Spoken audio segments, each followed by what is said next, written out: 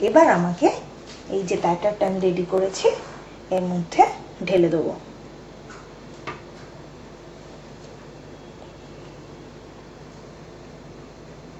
Ready. এবার এটাকে আমায় ওভেনে ঢোকাতে হবে। আমি ওভেনটাকে আগেই বলেছি 170 ডিগ্রি সেন্টিগ্রেড টেম্পারেচারে প্রিহিট করে রেখেছি। ওভেনে ঢুকিয়ে দেবো।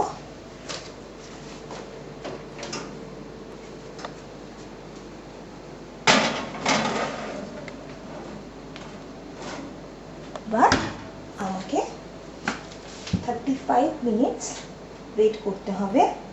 170 ডিগ্রি সেন্টিগ্রেড টেম্পারেচারে আমি এটাকে বেক করব ফর 35 মিনিটস। 35 মিনিট লাগবে আমার কেকটা। আমার 35 মিনিট ওভার হয়ে গেছে।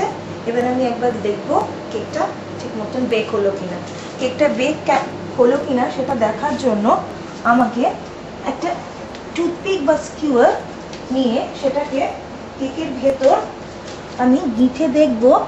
যদি দেখি এটার গায়ে কিছু লাগছে না, তার মানে কেকটা আমার বেক হয়ে গেছে। আর যদি এখনো এর মধ্যে কিছু ময়দা বা কিছু লেগে থাকতো তাহলে বুঝতে হতো আর একটু বেক করতে হবে।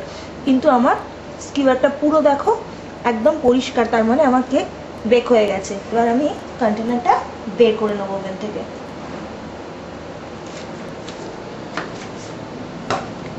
দেখো আমার কেক কি সুন্দর ফুলেছে, বেক হয়েছে কেকটা। এটাকে এখন আমাকে ঠান্ডা করতে দিতে হবে, তারপর এটাকে আমাকে কন্টেনার থেকে বের করতে হবে। এখন এটাকে কিছুক্ষণ আমাকে আগে ঠান্ডা করতে দিতে হবে। কেকটা মোটামুটি ঠান্ডা হয়ে এসেছে।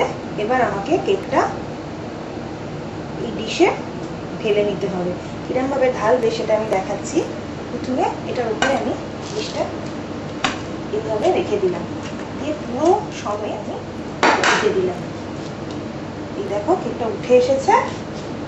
এবার এটাকে সোজা কিরম ভাবে করবে, এর উপর আরেকটা প্লেট রেখে দাও, দিয়ে এই উল্টে নাও। এই হয়ে গেল আমাদের কেক। কি সুন্দর শেপ হয়েছে, দেখো কি ভালো বেক হয়েছে, কোথাও কোনো ব্যাকাচোরা নেই, সুন্দর ফ্লাফি একটা কেক তৈরি হয়েছে। এবার আমাদের যেটা করতে হবে সেটা এটা ফ্রস্টিং তৈরি করতে হবে। ফ্রস্টিং তৈরি করে কেকটা ডেকোরেশন করতে হবে। তাহলে এবার আমি ফ্রস্টিং কিরমভাবে করব সেটা দেখাবো। তোমাদের দেখাবো কেকের ফ্রস্টিংটা কি করে রেডি করতে হবে। এর জন্য আগেই তো বলে দিয়েছিলাম কি কি লাগবে। সবার আগে এই কনফেকশনারি সুগারটা বলে ঢাললাম। এবার যেটা করতে হবে, ক্রিম যেটা নিয়েছিলাম, ক্রিম চিজ, ফিলাডেলফিয়া চিজ নিয়েছি আমি, সেটাকে এর মধ্যে ঢেলে দিলাম। এবার নিতে হবে যে আনসল্টেড বাটারটা বলেছিলাম সেইটা, এটা আমি পুরোটা ঢেলে দিলাম। এবার এটাকে আমাকে হুইপ করতে হবে। আর যেটা দেব ভ্যানিলা এসেন্স 1 টিস্পুন। সব জিনিসগুলো দিয়ে এটাকে আমি আবার হুইপ করব।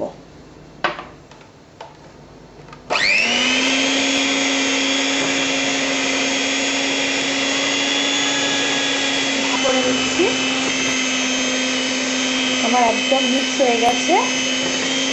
এটা আমার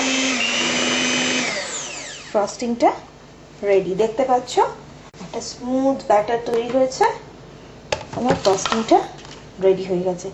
এবার আমাকে এটা আমার এই কেকের ওপর ডেকোরেট করার জন্য ইউজ করতে হবে। এবার আমি এটাকে ফ্রস্টিংটাকে স্প্যাটুলাতে দিয়ে কেকটার উপর আস্তে আস্তে লাগাবো। এইভাবে কেকটার উপর আমাকে ফ্রস্টিংটা লাগাতে হবে।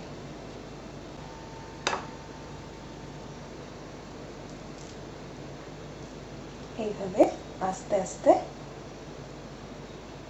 পুরো কেকটা ওপরটা এটা লাগে পুরোটা ভালোভাবে কেকটার উপর এই ব্যাটারটা ফ্রস্টিংটা আমি এটা লাগানো হয়ে গেল। এই হচ্ছে আমার উপরের ফ্রস্টিং, এটা তো হয়ে গেল। এবার এটাকে ডেকোরেশনের পালা। ডেকোরেশন এটা যে যা খুশি, যার যেরকম ইচ্ছে সেভাবে করা যেতে পারে। আমি যেভাবে করব, আমি যেভাবে করছি, এটা জাস্ট আমার নিজের ইমাজিনেশন, সেটা সেইভাবে বানাচ্ছি। আমার কাছে পেস্ট্রি কিছু ইকুইপমেন্টস আছে, আমি সেটা দিয়ে জাস্ট একটা ডিজাইন বানানোর চেষ্টা করছি।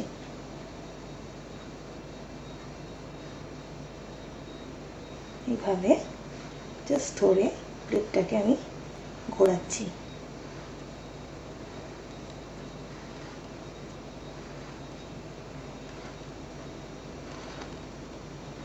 একটা শেপ চলে আসবে সুন্দর, দেখছো? এটা উপরে একটা জাস্ট ডেকোরেশন হলো। এবার আমরা যেটা এটার উপর সাইডটা একটু ডেকোরেট করতে হবে। তো তার জন্য আমার কাছে এই হচ্ছে পাইপিং ব্যাগ রয়েছে।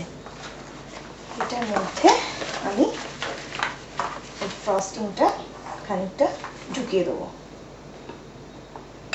এইভাবে ফ্রস্টিংটা স্প্যাটুলাটা দিয়ে ঢুকিয়ে দিচ্ছি। দিয়ে এটাকে এইভাবে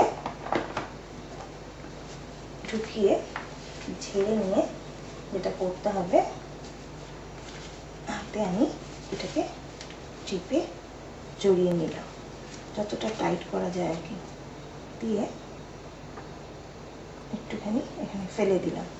এবার আমাকে এইভাবে সাইডটা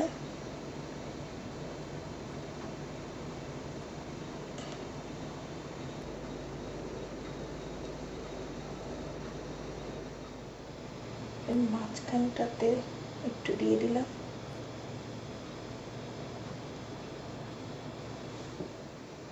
যে যেমন খুশি তোমরা ডেকোরেট করো, যদি অন্যরকম কোনো আইডিয়া থাকে সেইভাবে করতে পারো। কেক ডেকোরেশনটা সম্পূর্ণ নিজের উপর ডিপেন্ড করছে। জানি না তোমাদের কেমন লাগলো আমার ক্যারেট কেকের রেসিপি, ক্যারেট কেকের ডেকোরেশন। অবশ্যই জানিও কিন্তু আমার ক্যারেট কেক তোমাদের কেমন লাগলো। এই হয়ে গেল আমার পুরোটা ডেকোরেশন কেকের ওপর। এবার আমাকে কি করতে হবে, আমার কাছে কয়েকটা আমি স্ট্রিপ ক্যারেটের আগেই কেটে পাতলা পাতলা করে আইস ওয়াটারে ভিজিয়ে রেখে দিয়েছিলাম। দেখো, পাতলা পাতলা সরু সরু করে এইভাবে আমি কেটে, দেখো আগে থেকে আইস ওয়াটারে ভিজিয়ে রেখেছিলাম। এটাকে আমি কেকটার মাঝখানে বসিয়ে দেবো।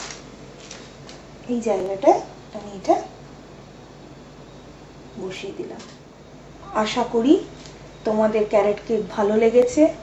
তোমরা যারা জানো না তারা ঠিক মতন আমি তাদের শেখাতে পেরেছি, বলতে পেরেছি।